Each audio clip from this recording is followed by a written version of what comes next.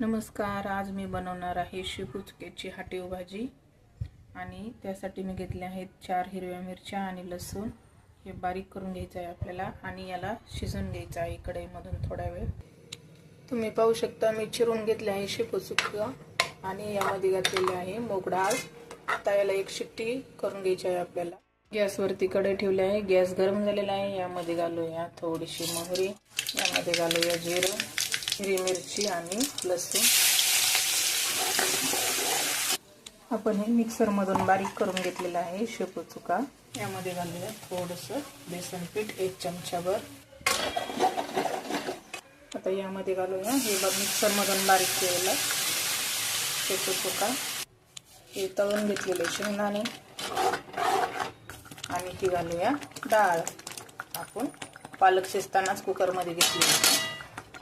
हे सगळं मिक्स करून घेतलेलं आहे आपण. त्यामध्ये घालूया थोडंसं पाणी घेतलं आहे आपण अंगापुरतं. चवीनुसार मीठ. तुम्ही पाहू शकता छान भाजी झालेली आहे आपली शेपूचक्याची हाटीव भाजी.